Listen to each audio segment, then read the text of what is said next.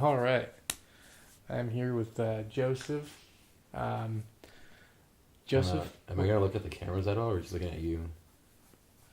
Uh, yeah, I don't know. Okay. Yeah, I think we're just feel it. We All right. feel it. All right. So what's your name? Oh, all right. So, what's your name? My name is Joseph. Okay, cool. What's your ethnicity? I am South Korean, born and raised in the United States of America. Full Korean? Full Korean.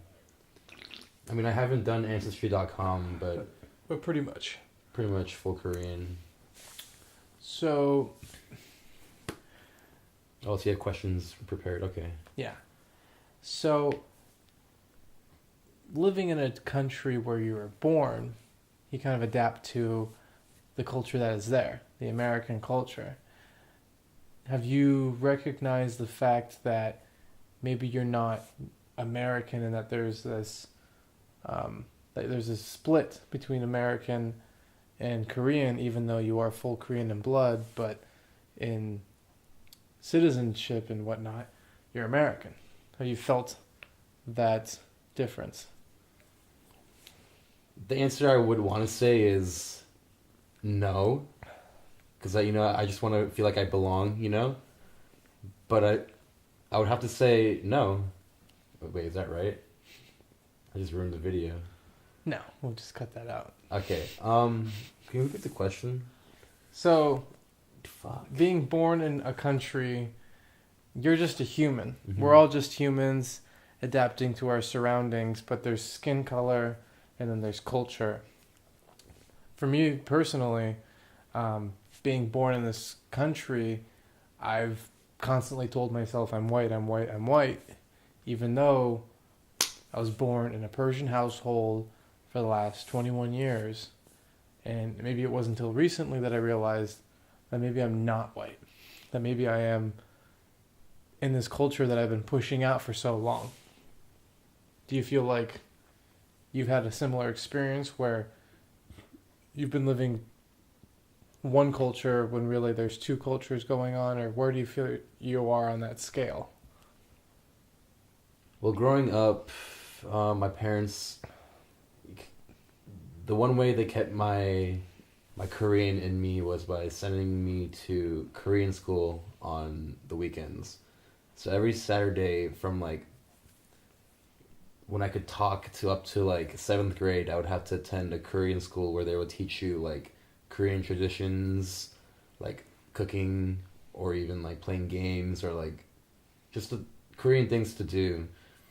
And we'd also learn the Korean language, like how to read, write, speak, and that would just go on every Saturday. So I feel like as I was growing up, my parents tried to instill the Korean culture while I was living in America, because I was never exposed to it due to me being born in the States here.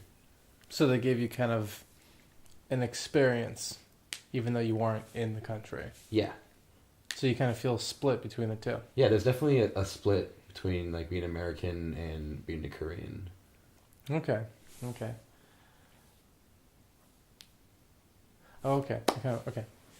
So have you, growing up, have you ever tried masking your culture in order to fit in with the culture that you're living in currently, like the American culture? Have you found yourself kind of burying and pushing down maybe the Korean culture just so you can maybe fit in with the white kids of the American culture? Definitely. Especially in elementary, middle school.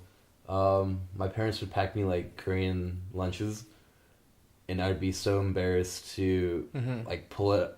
In Korean it's called toshirak. So it's kind of I guess you can compare it to a bento box, but it's more but portable. So there'd be rice and kimchi, and then seaweed wraps. No, stinky. Yeah, very stinky. And So kids would make fun of you. definitely, they'd be like, what are you eating, Joseph? Go sit over there.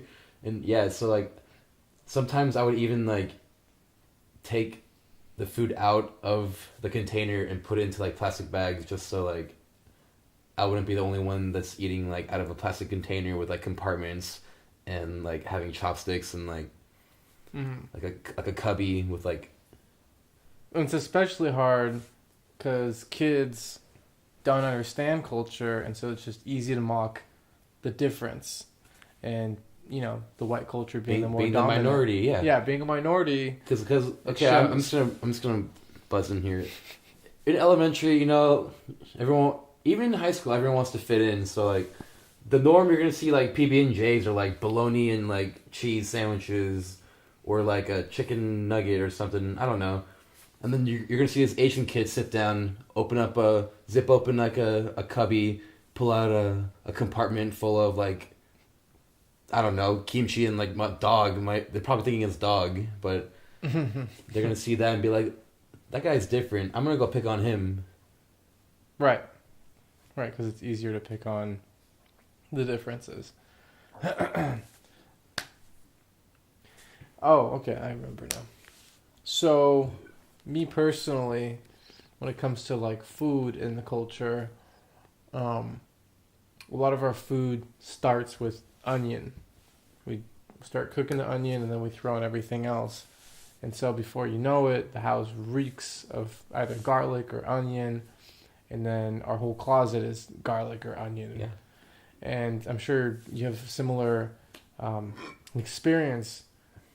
Did you ever maybe like tell your mom like stop cooking this, or maybe shut your door or start pushing yourself further away from the culture because of that? Because when you go to school, people maybe smell the onion on your clothes, and it's not as normal in this culture because everyone's cooking nice smelling steaks and nice baked potatoes.